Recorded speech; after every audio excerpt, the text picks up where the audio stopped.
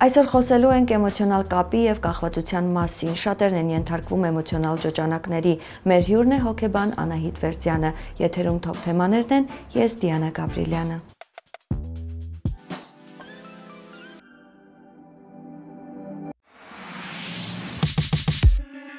Հաղորդման աջակիցն է Հայաստանում առաջին ու միակ գրոհե պաշտոնական առցանց խանութը։ Գնեք որակյալ գերմանական սանտեխնիկա օնլայն shop.grohe.am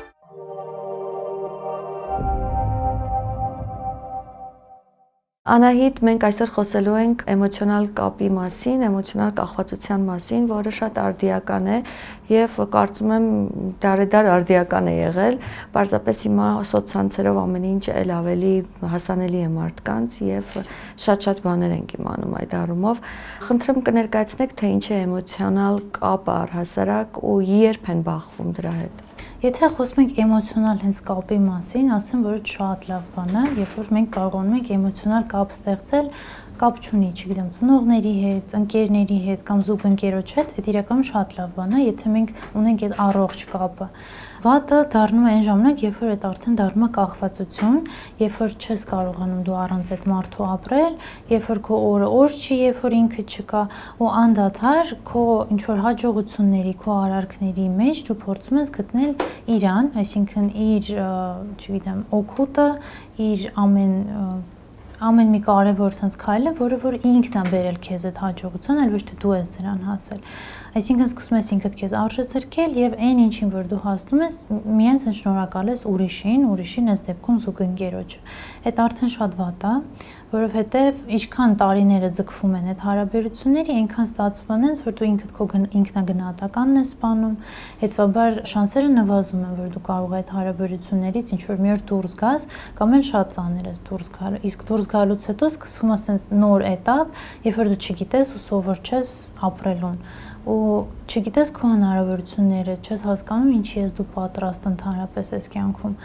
Դրա համար էմոցիոնալ կապը շատ լավ է, կախվածությունը ինքը արդեն իսկ բառը հուշում է, որ ունի իր նեգատիվ կողմերը եւ ոչ մի բան ոնց որ առանց այդ մարդու դու չես կարող անել։ Դրա համար ինքն իրանով արդեն կախվածությունը վատ բան է։ Դուք խոսեցիք այն մասին, որ մարդն է օգնում, հա, շատ ժամանակ եղել է օգնել է, հետո ինչ որ կապը խզվել է ու էմոցիոնալ կախվածության մեջ ես ընկնում, բայց լինում են դեպքեր, երբ որ հակառակը տղաները, զուգընկերները փորձում են մանիպուլյացիայի ենթարկել կամ ինքնագնահատական այդ աղջկա գցել ինչ որ բան ապացուցելու համար։ Դա էլ միևնույն է կախվածության մեջ գցում եւ շատ ժամանակ աղջիկները այն ամենը ինչ անում են, փորձում են ավելին անել, նույնիսկ եթե շատ ավելին են հասել, որպեսզի ինչ որ բան ապացուցեն։ Այդտեղ էլ կա չէ խնդիր ու շատ բարդ է ինձ թվում է։ Ինքը կարծում եմ նույն խնդրի շարունակությունն է, ել ավելի բարդ տեսակով, որովհետև երբ որ դու գտնվում ես կանխյալ հարաբերություններում, դու ուղղակի գիտես, որ սա է, միշտ քո հետ ամեն օր սա կրկնվելու է։ Իսկ երբ որ տղան գնում, գալիս է, ինչ որ, չգիտեմ, խոստումներ է տալիս, հետո էլի կորում է, հետո էլի է գալիս, այդ ժամանակ այդ անկանխատեսելիությունից այդ ամեն ինչ ավելի է սրվում։ Հետևաբար դու էլի կանխյալ հարաբերություններում ես, բայց դրա հետ մեկտեղ նաև ինչ որ տագնապ է քո մոտ, որովհետև դու չգիտես ինքը կգա թե չի գա, որ գա ինչ կանի։ Դրա համար ոնց որ այս տեսակ հարաբերությունները իրանք կարելի ասել էլ ավելի վնասակար են, որովհետև կախվածության հետ մեկտեղ կա նաև լիք ուրիշ զգացողություններ, որոնք որ դու չգիտես երբ կգան քեզ ու չգիտես ինչ դրսևորմամբ կհասնեն քեզ։ Դրա համար կարծում եմ երկու տարբերակում է ամեն դեպքում պետք է փորձել խուսափել, նամանավանդ երկրորդում մանիպուլյացիաներին հաստատ պետք չի տրվել, որովհետև այդ տղան էլ իր հերթին ինչ որ տեսակի իր հոգեբանական խնդիրներից փորձում է պրոյեկցիա անել եւ լուծել։ Դրա համար ըստ հնարավորության պետք է գալ այդ գիտակցության եւ փորձել առանձնանալ այդ սեպարացիան ապրել։ Իսկ օրինակ այս պարագայում որոնք են ելքերը, շատերը ցանկանում են հա դուրս գալ, բայց չի ստացվում, որովհետև մյուս կողմն է թույլ չի տալիս եւ այդ մյուս կողմի շահն է, որն է այդ պարագայում այդտեղ։ Հիմա կարևորը ստեղ գիտեք ինչն է գիտակցել, որ մյուս կողմը խաղում է հույզերի վրա, այսինքն նա պահում է այդ էմոցիոնալ կապը, որին որ մարդիկ շատ հեշտ են տրվում։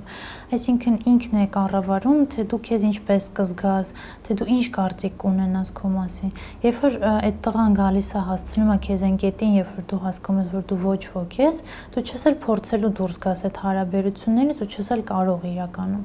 Դրա համար այս պարագայում շատ կարևոր է, որ միջավայրը լինի աջակցող, բայց ոչ թե մեր այս հայկական սովոր ձևերով, որ ես քեզ ասում էի, սենց պետք չի դու իր հետ չշփվեիր ինչ որ այս սենց բաներից խուսափելով, պետքա հակառակը աջակցել, ասել, որ օրինակ դու ունես այսինչ ուժեղ կողմերը, շատ կարևոր է դրանք ցույց տալ, կարևոր է գիտակցել, փորձել զարգացնել դա այդ աղջկա մեջ, որ նա ինքն իր մեջ այդ ուժը տեսնի եւ գիտակցաբար այդ հարաբերությունը վերջ տա։ Իսկ ինչը վերաբերվում է տղայի շահին,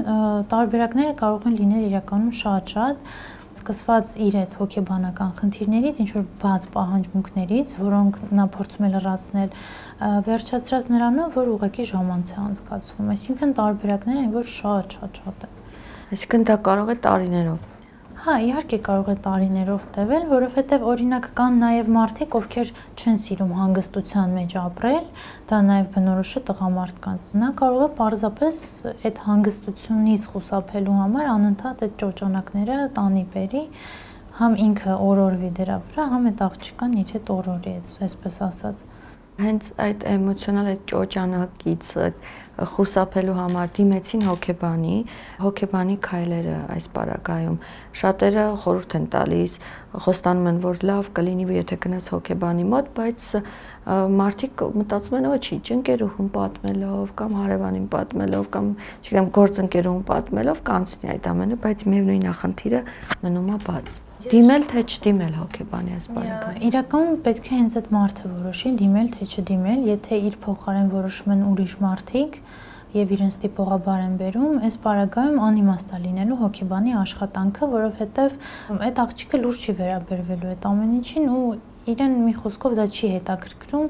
ինքը մտքով, սրտով դեռ այն հարաբերություններում է եւ այնտեղ ինչ որ բաներ է փորձում լուծի։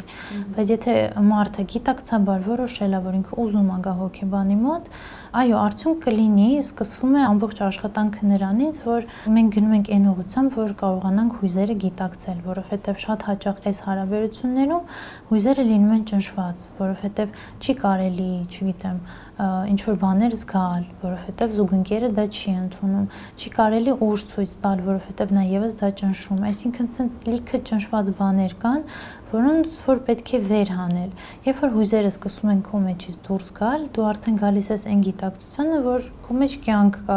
որ դու չես ուզում էլ այդ լարված, ճնշված միջավայրում ապրես։ Այսինքն առաջին հերթին դա հույզերի գիտակցությունն է, հետո նոր արդեն գիտակցված գիտակցության հետ աշխատանքը, որ արդյոք սա քեզ պետք է, արդյոք սա այն է, թե ինչ ես դու ուզում։ Երբ հասկանան աղջիկները, որ նման իրավիճակում են, որովհետև իրենք շատ ժամանակ դա շփոթում են սիրո հետ եւ երբ վերադառնում է տղան ասում են, որ դա սեր է, ուղղակի այս խնդիրների պատճառով ինչ որ բան եղավ։ Կարծում եմ մարդը, որ իր կյանքում մեկ անգամ զգացել է, թե սերը ինչ է, չի կարող շփոթել սերը ու կախվածությունը, որովհետև շատ տարբեր զգացողություններ են։ Ամենաառաջին ազդակը նա է, երբ որ դու զգում ես, որ դու երջանիկ չես, դա եւս զգացմունք է, որը մենք շատ հաճախ չենք կարողանում գիտակցել կամ անտեսում ենք։ Դա արդեն իսկ առաջին զանգն է, որ այս հարաբերությունները դու քո մեջ պետք է սկսես վերլուծել։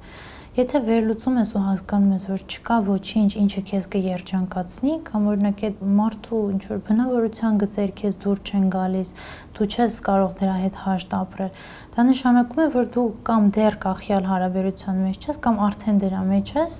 ու պետք է դուրս գալ։ Հետևաբար ուզում եմ ասել, սերը ու կախվածությունը շատ դժվար է տարանջատել, երբ որ դու չգիտես կախվածությունը ինչ է, սերը ինչ է։ Եթե դու այս զգացմունքներին շատ լավ տիրապետում ես, դու չես կարող իրենց միասին խառնել։ Եվ դրանից էլ առաջանում է սթրեսը, դեպրեսիաները, տագնապը, եւ երբ սթրեսի մեջ ես,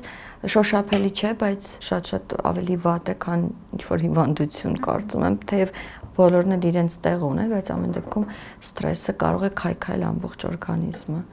Ճիշտ եք ասում, ու ինչը շատ հետաքրքիր է, որ սթրեսի մեջ դու չես կարողանում իրավիճակը սառը գլխով դատել, քեզ թվում է, որ ելք չկա, ամեն ինչ շատ վատ է, դու ընկել ես, պետքա քաշես, հայավարի ասած, ու շարունակում ես հենց այդ ծրագրով ապրել, որ վերջ սա այն է, ինչին ես արժանի եմ։ Իսկ եթե օրինակ դու կարողանաս այդ սթրեսը դնել մի կողմ, տարանջատել քեզ դրանից, կկարողանաս նաև ինչ որ ելքեր փորձես գտնել դրանից, բայց շատ հաճախ այդ չի ստացվում, որովհետև այդ հույզերը այնքան շատ են, այսինքն համ քո հույզերն են շատ, համ կողքից զուգընկերը ցենց ավելացնում է այդ ամեն ինչը, դրա համար ընտրություն կատարելը շատ դժվար է լինում այս պարագայում։ Իսկ կարող եք մի քանի կետ թվարկել, որ մարդը առանց հոգեբանի մոտ գնալու փորձի փոխի իր կյանքը, այսինքն ինչով կարող է իր առօրյան զբաղեցնի, ինչով իրեն ծանրաբեռնի, որ կարողանա փոքրի շատ է մոռացության մատնել համեն դեպքում։ Այս պարագայում շատ կարևոր է չմոռանալ, թե ինչ իրավիճակում ես դու, որովհետև հիմնականում շատերը աշխատում են այն ուղղությամբ, թե լավ ոչինչ արեց, աչքս կփակեմ, չեմ հիշի եւ այլն, բայց հակառակը պետք է այդ ամեն ինչի վրա ֆիքսվել եւ փորձել դրանք վերլուծել։ Առաջին հերթին վերլուծությունը, դա շատ կարևոր է։ Ու գալ այն գիտակցությանը, որ ինչ որ խնդիր կա։ Երբ որ նկատում ես խնդիր, պետք է արդեն փորձել ռեսուրսներ գտնել կամ քո մեջ, այսինքն քո անձնային որակներից դրդված ինչ կարող ես դու անել։ Չգիտեմ, օրինակ, սպանել իրեն, հա, եթե դու այդպիսի մարդ ես, կամ հակառակը ընդունել, ապրել դրա հետ, կամ օրինակ գնալ իր հետ զրույցի եւ ունենալ շատ լուրջ խիստ զրույց ձեր հարաբերությունների վերաբերյալ, այսինքն դու ինքդ քեզ ես հասկանում եւ ինչի ես դու պատրաստ այս պահին։ Դրանից հետո, երբ որ ինչ որ մի տարբերակը տվեց իր օգուտը կամ չտվեց, դու արդեն փորձում ես քո շրջապատի մարդկանց միացնել այս ճանապարհին, որ իրենք էլ քեզ կարողանան օգնել, եթե օրինակ կա նաեւ ֆինանսական կախվածություն, դու լինես ազատ քո ընտրության մեջ ու լինես ապահով, որ այո, կան մարդիկ, ովքեր ինձ կօգնեն, դուրս կբերեն եւ հոգեպես իրենց ռեսուրսները ներկդնեն եւ ֆինանսապես ինձ աջակցություն կտան։ Բայց ինքնուրույն նամանավանդ, եթե հարաբերությունը շատ երկար տարիների հարաբերություն է, մի քիչ դժվար կլինի իրենից դուրս գալը։ Եվ նաեւ շատ է լինում դեպքերը, որ ընտանիքում արդեն լինում են երեխաներ եւ երեխաներով է պայմանավորված մնալու որոշումը։ Բայց այս պարագայում ես միշտ խորհուրդ եմ տալիս առաջնորդվել նրանով, որ երեխաները առաջին հերթին պետք է առողջ միջավայրում մեծանան, այլ ոչ թե լիարժեք ընտանիքում, բայց շատ վատ միջավայրով։ Իսկ լինում է, որ օրինակ ամուսնացած չեն։ Պարզապես ընկերություն են անում։ Այո, այս պարագայում էլի կան դժվարություններ կապվածության տեսքով, որովհետև ամեն ինչից անկախ հուզապես մարդիկ իրար կապվում են։ Այդ թվացial սերն է էլի կապում,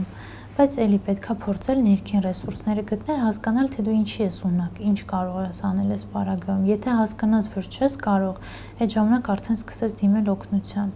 Ուղղակի ինչու՞մն է խնդիրը, որ օրինակ շատ հաճախ մենք մեր ընկերուհիներին ոչ թե փորձում ենք օգնել, այլ պարտադրում ենք, որ ինքը քոնը չի, ինքը քեզ պետք չի։ Այդ պարագայում հակառակ էֆեկտն է գործում։ Մարդը փորձում է քեզանից փակվել ու գնալ այնտեղ, որտեղ իրեն տենց ավելի թվացial սեր են տալիս, ի տարբերություն քեզ օրինակ։ Դա է խնդիրը այս պարագայում։ Կյանքի որակի վրա շատ լուրջ ազդեցություն է, չէ՞, ունենում է այդ ամենը։ Բնականաբար, որովհետև հարաբերությունները մեր կյանքի անբաժան մասն են, որովհետև ամեն դեպքում մենք սոցիումի մեջ ենք ծնվել եւ մենք շատ սոցիալական էակներ ենք, եւ եթե մեր կյանքի որևէ տեսակ հարաբերություններում ինչ որ խնդիր կա, մեր կյանքը չի կարող բնականon իր ունով շարունակի գործել։ Ամեն ինչ, ինչը մեր շուրջը կատարվում է, մեզ մտովի տանում է դեպի այնտեղ, այսինքն անընդհատ մենք դա հիշում ենք, դրա հետ պայքարում ենք, մտածում ենք դրա մասին եւ բնականաբար կյանքի որակը ընկնում է, էներգիա է կորցնում այդ անդադար մտքերի վրա։ Անահիտ, ինչ խորհուրդ կտաք այն աղջիկներին, որ նոր են մտնում այդ հարաբերության մեջ եւ նոր են հասկանում, որ միգուցե դա է, բայց չեն կարողանում դուրս գալ։ Նույն իրավիճակը դեռ չի, այսինքն խորացված չի այդ ամեն, ավելի հեշտ է, չէ՞, այդ ամեն չհաղթահարել։ Բնականաբար հեշտ է, առաջին հերթին կուզենայի խոսել նրա մասին, երբ մենք նոր ենք դեռ մտնում հարաբերությունների մեջ, որովհետև շատ դեպքերում կան բաներ, որոնք մեզ արդեն ի սկզբանե դուր չեն գալիս, բայց մենք աչք ենք փակում, ասելով թե լավ, թե հիմա ոչինչ։ Իսկ դա արդեն իսկ այն առաջի զանգն է, որ երևի թե պետք չի փորձել, եթե կան բաներ, որ քեզ հիմա այս փոլում արդեն դուր չեն գալիս, ուրեմն դա քոնը չէ։ Եթե դու նոր ես մտել այդ հարաբերություններում ու նոր ես հասկանում, որ սա քեզ դուր չի գալիս, այդ պարագայում շատ են լինում կասկածները, բայց արդյոք ես ճիշտ կանեմ, եթե օրինակ խզեմ այս հարաբերությունը։ Միգուցե նա փոխվի, բայց իրականում նա չի փոխվի, որովհետև հարաբերությունների մոդելը մենք բերում ենք մեր ընտանիքներից ու ինքը մեր հետ միշտ է լինելու, այսինքն մենք իրեն երբեք չենք հորինում, չենք փոփոխում, դա ցենց գրված ինչ որ մի բան է։ Հա, կարող է լինեն ինչ-որ կետեր, որոնք կփոփոխվեն, բայց գլոբալ առումով ոչ մի բան չի փոխվելու։ Դրա համար, երբ որ նոր եք մտնում այդ հարաբերություն եւ հասկացաք, որ արդեն ինչ-որ մի բան այն չէ, շատ կարեւոր է, որ կողքից ունենաք այդ աջակցությունը, որ ձեր այդ բոլոր այոները կամ ոչերը ինչ-որ մեկը կարողանա ամրապնդել կամ հերքել։ Շատ ճիշտ կլինի, որ քննարկում ունենաք, բայց զգացմունքների մակարդակով, ոչ թե գնալ ասել ինքը ինձ sense բան ասեց, ես էլ նեղացա, այլ զգացմունքները քննարկել, որ օրինակ ես իր կողքին ինձ այսպես եմ զգում, արդյոք սա նորմալ է թե չէ, եւ օրինակ ինչ որ մեկով ավելի փորձառու է կլինի ձեր ընկերուհին, չգիտեմ, մայրը կամ ինչու՞ չէ նաեւ հայրը, կարողանա ձեզ խորհուրդ տալ, որ օրինակ այդ զգացողությունը հարաբերություններում այդքան էլ նորմալ չի։ Օրինակ, որ դու քեզ զգում ես որպես ոչնչություն, դա նորմալ չի։ Իսկ ի դեպ շատերը այդ տեսակ հարաբերություններում հենց այդպես էլ իրենց զգում են։ Իսկ ինչը էլ ավելի վատ է, որ իրենք կարծում են, որ այդ հարաբերություններից դուրս իրանք էլ ավելի ոչնչություն են, այսպես ասած։ Դրա համար շատ լավ կլինի, որ զգացմունքների մակարդակով դուք կարողանաք կիսվել ինչ-որ մեկի հետ։ Դուք մի քանի անգամ նշեցիք, որ այդ տղամարդու հետ էլ պետք է երկխոսություն ունենալ, հասկանալու, բայց մարդիկ կան, ովքեր ուղղակի դուրս չեն գալի երկխոսության, փորձում են ամեն կերպ այդ երկխոսությունը ընդհատել, այդ թեմաները շրջանցել, ցույց տալով ավելի մեծ սեր, բայց դա տևում է շատ կարճ ժամանակ։ Ինչ անել այդ պարագայում, եթե նույնիսկ երկխոսության, ուղղակի բաց թողնել միգուցե։ Այո, իրականում բաց թողնելը ամենաճիշտ տարբերակն է, որովհետև նույնը ես որպես հոգեբան միշտ ասում եմ, իմ աշխատելու գործիքը դա խոսքերն են։ Եթե ինձ չեն հասկանում, ես չեմ կարող աշխատել այդ մարդու հետ։ Նույնը հարաբերություններում է։ Եթե քեզ չեն հասկանում ու չեն ուզում անգամ քո հետ խոսել, այդ պարագայում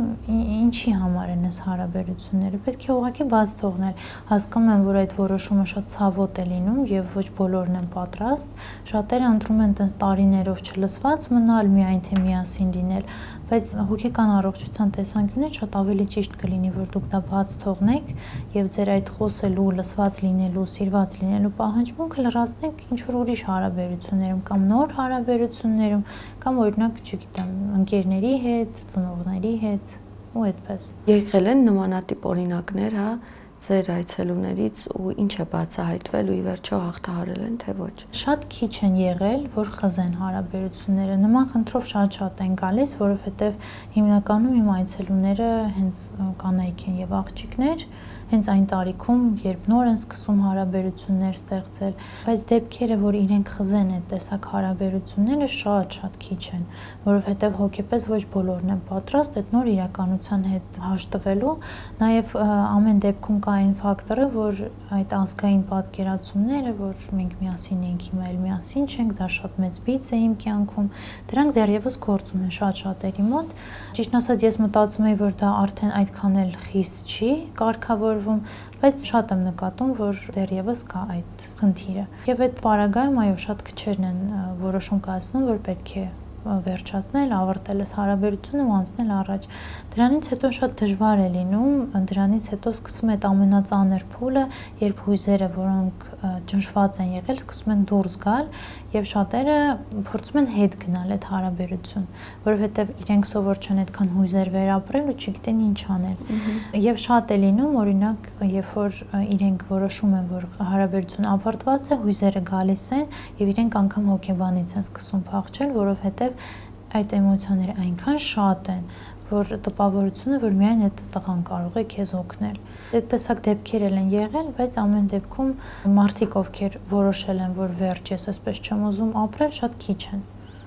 Եվ վերջում ինչ է առհասարակ երջանկությունը, մարդը կարող է թեպետ փոքր, առօրյա, կենցաղային, ինչ-որ իրավիճակներով լինել երջանիկ,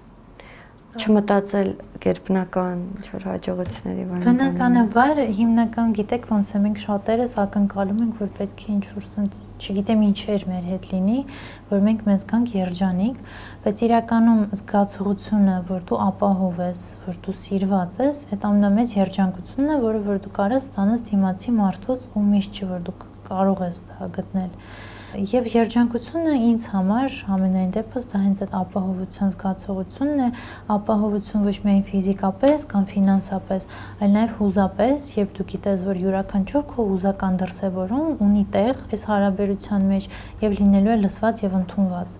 Կարծում դա ամենակարևորն է, ինչին պետք է ուշադրություն դարձնել եւ երևի դուք էլ լսած կլինեք, շատերն են ասում, երբ որ հարաբերությունները նոր է սկսում, այդ թիթեռնիկներն են փորիդ մեջ sense պտտվում, բայց իրականում դա այդքան էլ նորմալ չի, դա եւս ինչ որ տագնապային դրսևորում է, որովհետեւ առողջ հարաբերության մեջ դու քեզ զգում ես ինչպես տանը հենց սկզբից։ Եթե դա բացակայում է, արդեն այդ տագնապը քիչ-քիչ սկսում է մեծանալ։